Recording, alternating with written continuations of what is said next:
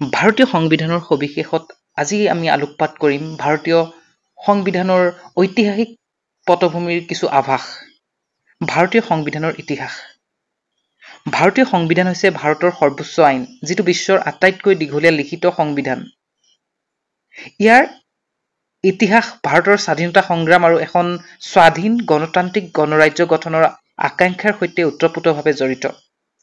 সংবিধানৰ বীজ ব্ৰিটিছ শাসনৰ সময়তে সিঁচিছিল। প্ৰথম গুৰুত্বপূৰ্ণ পদক্ষেপ আছিল 1919 চনৰ ভাৰত চৰকাৰ আইন, যিয়ে দ্বৈত শাসন ব্যৱস্থা আৰম্ভ কৰিছিল আৰু এক আধা সাংসদীয় কাঠামো স্থাপন কৰিছিল। কিন্তু স্বশাসনৰ দাবীত অধিক গুৰুত্বপূৰ্ণ 1935 চনৰ ভাৰত চৰকাৰ আইন। এই আইনে এখন প্ৰাথমিক যুক্তৰাষ্ট্ৰৰ গাঁথনি, প্ৰাদেশিক স্বায়ত্ব আৰু এক আৰম্ভণিৰ ন্যায়পালিকা স্থাপন কৰিছিল।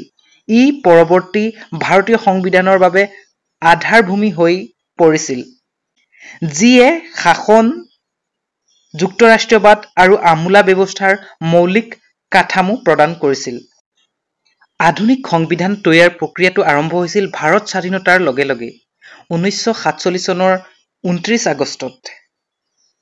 1946 চনত কেবিনেট মিছন প্লেনৰ অধীনত গঠিত সংবিধান সমিতিয়ে ড্ৰাফটিং কমিটি নিযুক্তি দিয়ে, যাৰ অধ্যক্ষতা কৰিছিল দূৰদৰ্শী ডক্টৰ ভীমৰাও ৰামজী আম্বেদকাৰে।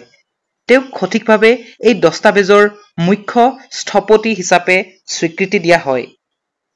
সমিতিখন সাৰ্বজনীন সন্মতিৰ দ্বাৰা নিৰ্বাচিত এক স্বাধীন ব্যৱস্থা নাছিল, কিন্তু ই আছিল ভাৰতৰ পৰিপক্ক আইনী আৰু ৰাজনৈতিক জ্ঞানৰ এক সৰ্বাংগীন আৰু প্ৰতিনিধিত্বমূলক সমূহ, যাৰ ভিতৰত আছিল জৱাহৰলাল নেহৰু, বল্লভভাই পেটেল, ৰাজেন্দ্ৰ প্ৰসাদ আৰু সৰোজিনী নাইডু।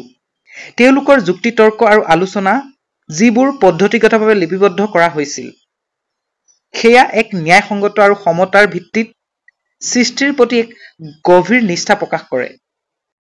প্ৰক্ৰিয়াটো আছিল কঠোৰ আৰু চিন্তাশীল। সমিতিখনে 2 বছৰ, 11 মাহ আৰু 8 দিন ধৰি 164 দিন বৈঠক কৰিছিল। সদস্যসকলে 60তকৈও অধিক দেশৰ সংবিধান অধ্যয়ন কৰিছিল, ভাৰতৰ বৈশিষ্ট্যপূৰ্ণ সমাজৰ উপযোগী কৰি সৰ্বোৎকৃষ্টবোৰ আধাৰ আৰু লিপিবদ্ধ কৰিছিল। তেওঁলোকে ইংলেণ্ডৰ পৰা সংসদীয় ব্যৱস্থা আৰু একক নাগৰিকত্ব ব্যৱস্থা, আমেৰিকাৰ পৰা মৌলিক অধিকাৰ আৰু ন্যায়পালিকা ব্যৱস্থা, আয়াৰলেণ্ডৰ পৰা directive principle of state policy আৰু কানাডাৰ পৰা যুক্তৰাষ্ট্ৰৰ ব্যৱস্থা গ্ৰহণ কৰিছিল। 1947 চনত নেহৰুৱে আগবঢ়োৱা উদ্দেশ্য দস্তাবেজ আছিল সংবিধানৰ দৰ্শনৰ ভেটি। সাৰ্বভৌমত্ব, গণতন্ত্ৰ, ন্যায়, সমতা আৰু ভাতৃত্ববোধ স্থাপন কৰিছিল। এই দৰ্শনৰ আদৰ্শসমূহ প্ৰস্তাৱনাত ব্যক্ত হৈ আছে।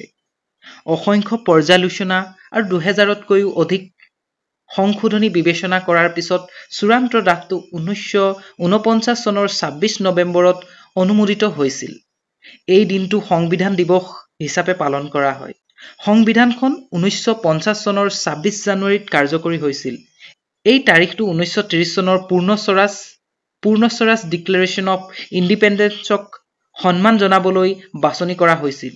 এই দিনটোৱেই ভাৰতক আনুষ্ঠানিকভাৱে এখন গণৰাজ্য হিচাপে ঘোষণা কৰিছিল।